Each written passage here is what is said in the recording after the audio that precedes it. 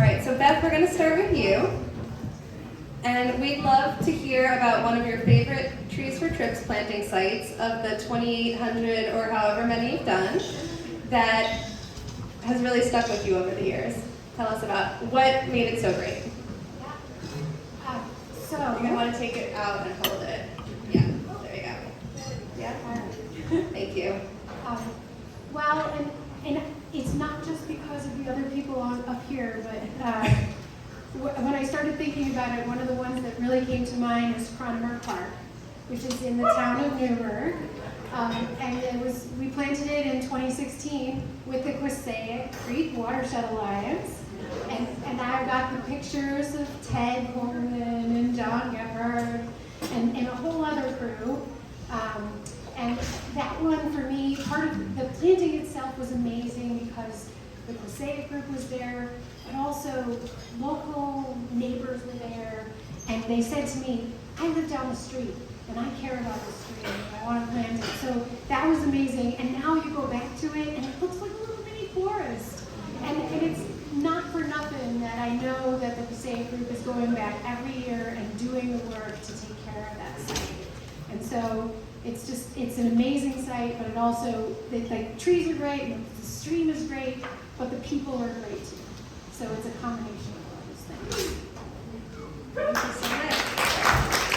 And the site you can visit and see in person. It's a site you can visit. It's right across from the ball fields, right across from the bridge that goes over the creek. So Cronemer Park, near Algonquin Park. Yeah, we put 320 trees in. Great. Thank you. Well, we're going to throw it over to the Quasaic Creek Watershed Alliance. And thank you so much again to Bill Fetter and Jack Caldwell for accepting the award on behalf of John Gephardt. I'm wondering if you could speak to what John's greatest impact for the Quasaic Creek watershed is and how he can inspire other watersheds. John's greatest impact. I know. And you'll take the microphone out of this microphone stand, Jack. You can take it out of the stand. Yeah, that'll work better. John's greatest Impact. Yeah. On the Quasaic Creek watershed. I think one of the things that keeps sticking in my mind is that he doesn't limit it to just the Newburgh area. He is very aware and keeps us very aware that it goes all the way up into Ulster County. And occasionally we tend to forget about that part, and we haven't yet made that connection really strong. So that's one of the things we'd like to continue to pursue, is to do that. The constant and the important connection with all these other groups in the Riverkeeper, Scenic Hudson, the DEC. You notice the t-shirt John was wearing? That's the yield count that we were doing. We've been doing that for a good long time. And you'll also notice something that I always appreciate with John. John had a piece of paper in his hand and he flipped it over. He prints things on both sides of the paper so he's not wasting anything. And that's important to notice. I kind of enjoyed that part. The hat he wears has been around for as long as the Quasaic Creek, as far as I know. Things like that. John has numerous levels of impact. I bumped into him once at my first meeting was at the Fish and Game Club, the Black Rock Fish and Game Club. I was working at Black Rock Forest at that time. And we were being trained to collect macroinvertebrates. And I sat down, I think Ted was there, who worked with Beth very closely. Animal, those of you who know Animal, was there. And I sat down with them, and there was Peter was there, Peter Smith too. He's a few guys who some of you may remember. But they kept reminding me, well, if you're interested in this kind of stuff, come to the meetings, come to the meetings, come to the meetings. So I went to the meeting and found it incredibly interesting, and just, let's keep doing this stuff. I worked in Newburgh School District also for 32 years, and those connections started to make more and more sense to me that I had, and it was through John and the work he did and kept us together. He runs great meetings. He has a wonderful way of handling and handling all that. It's just a personality, inviting us to his house every now and then when we needed to meet. Those kinds of things helped me feel very well connected to him. And meeting Bill and Jay and Lance and John over here and Ted and all these guys with that project. We had another name for ourselves. We were referred to as the old cogs, simply because they were just a bunch of old guys doing something. But anyway, those are the things that I Thanks so much, Jack. Crusty old geezers was the name. He walked the walk. John was a tremendous mentor. Thank you so much. And of course, John is still around. He's just in North Carolina, and I think still an honorary member of the Passaic Creek Watershed Alliance, helping out with lots of different threads. But we just wanted to take advantage of this time to really step back and recognize John for his exceptional leadership, and have a few words of recognition in that way. So thank you so much to you both. Over to Groundwork, Hudson Valley, Dan and Harrison. How do you center the needs of the Yonkers community in the work of Groundwork Hudson Valley? Thank you everyone, and thank you to the Hudson River Watershed Alliance for this incredible honor. Another way to ask the question is to ask, how did Groundwork Hudson Valley first was initiated? Because we were actually were funded 25 years ago as Groundwork Yonkers to lead the community work around the daylighting of the Summer River project in downtown Yonkers. When that project was starting to move forward through the DEC and the Army Corps of Engineers, a group of community members from Yonkers organized to make sure that this incredible work is community-centered.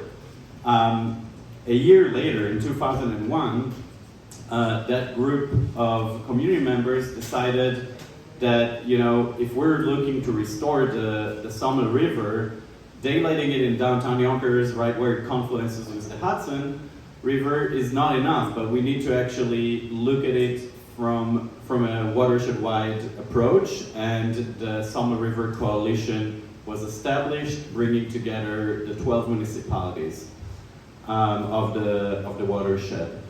The work that we do in the Summit River Coalition, we work both with municipal leaders in Westchester County and the local municipalities, but we also go into the communities. The Summit River almost entirely runs along the parkway, the Summit River Parkway. And to most of these municipalities, it's in their backyard. And we know that in order to lead change, real change, we need to have community buy-in. Community buy-in, making sure that the communities are connected to the river, is key to having that political buy-in and that political will to promote and prioritize projects along the river. And so one of the things that we do is that we go into the communities and we meet with the communities through their schools, through their CACs, their Conservation Advisory Councils, and we go out to the river and we start developing a vision. What do you want to see here? What are the problems you're dealing with? What are the opportunities we have here? And just provide them with the capacity to lead that vision, to organize their communities, and then through many partnerships, such as with Beth over here, we bring trees down to the river, we bring community members, and we start doing those community-based restoration projects. Another way that we focus that is making sure that equity is a key element in our work. Our green team, our youth leadership work, these are all youth from Yonkers, that if the river is not healthy, they end up seeing all the problems down at the bottom of the watershed in Yonkers. And they are trained to be professional river restorer. And so every time we do a Trees for Trips project along the river, we have the Westchester County local community come out, and the green team come out from Yonkers and train them on how to restore the river, teach them on the planning, work with them to build a long-term maintenance program as well. And that work is done throughout all the municipalities. And we continue to do that work, focusing on equitable climate resilience also in Yonkers.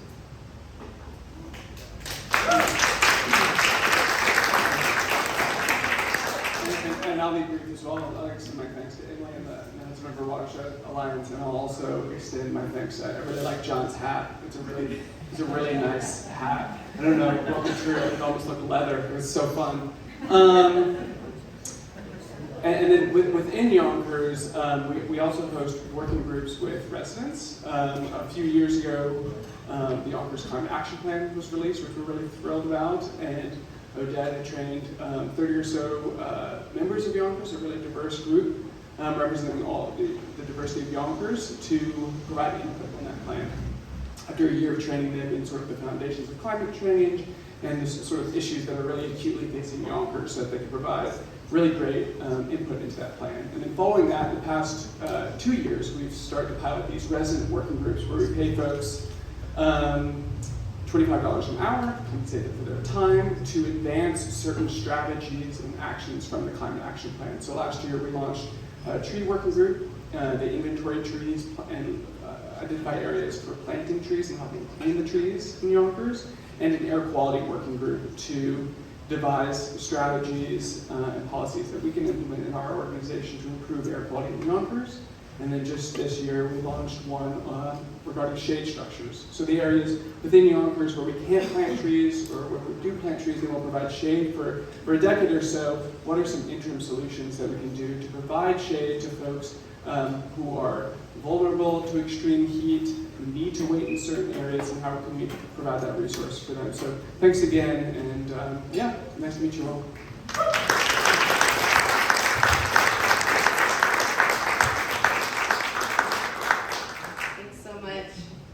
Kate, we've been working on community academic partnerships since you started at Siena College, probably prior to that.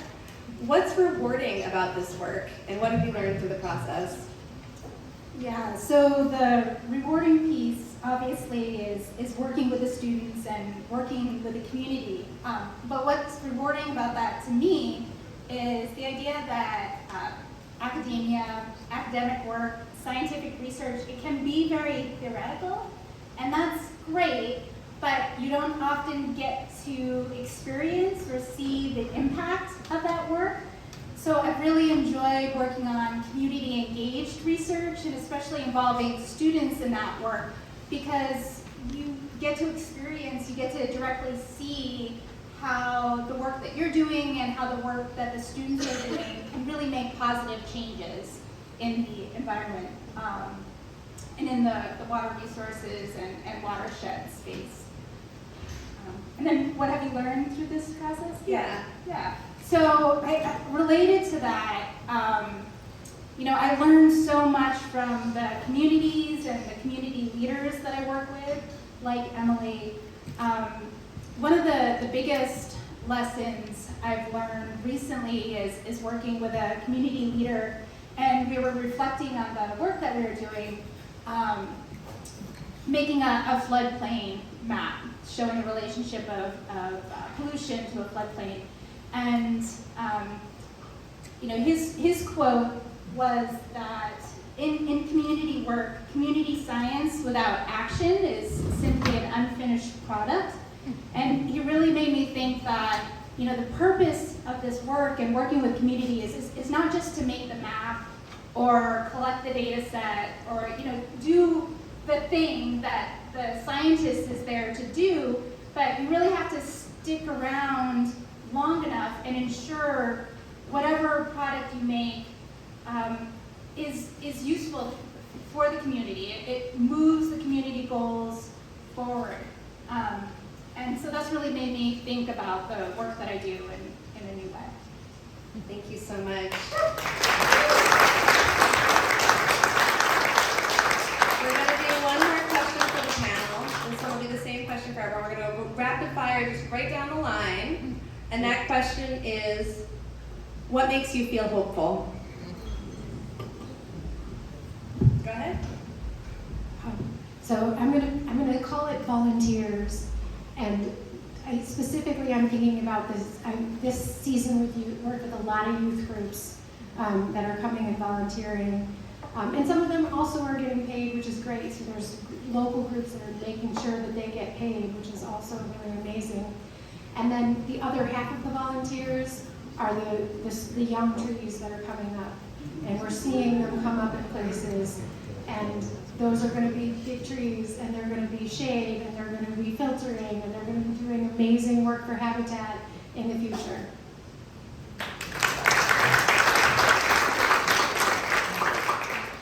So I'm going to refer again back to our Green Team program, our youth.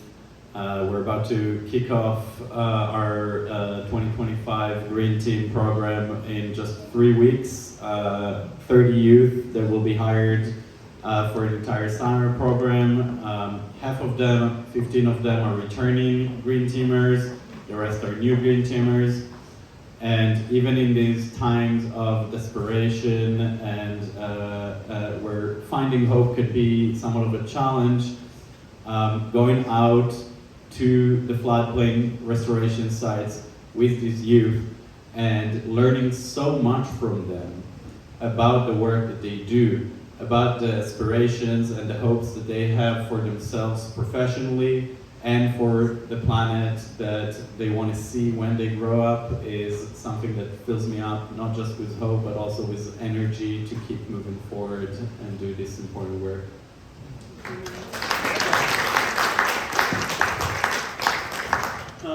I'll say fun wins.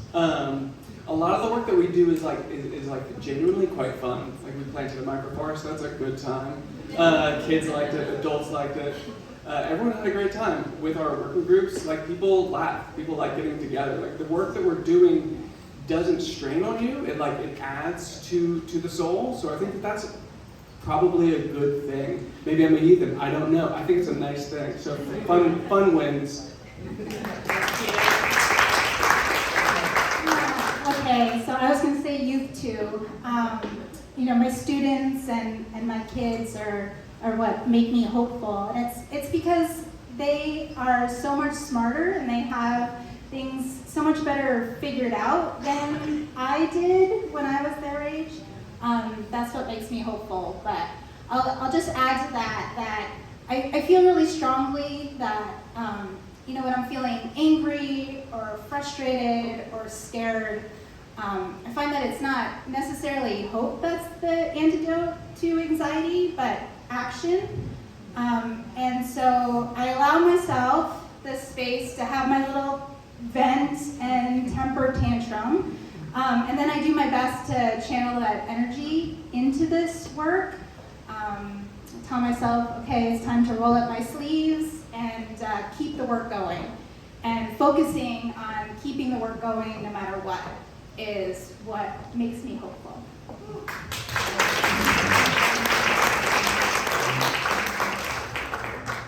I think it's the support we receive from the founding organizations or background organizations, primarily the Estuary Program for Leadership, as well as community-based organizations such as Ron's Rulers, Outdoor Promise, Riverkeeper, Scenic Hudson, base groups that we can feed off of and can help us accomplish our mission.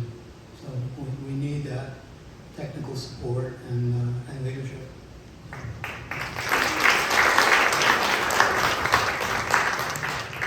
I have to agree with Bill that the community connections that we've made, the relationships that have developed with the other community groups in Newburgh area have been real positive, and I'm glad that has happened, and I'm glad that we're part of that, and I'm glad that the recognition that we may be getting is shared with those groups also. We work with them, they work with us, and that relationship is very important. Thank you. Well,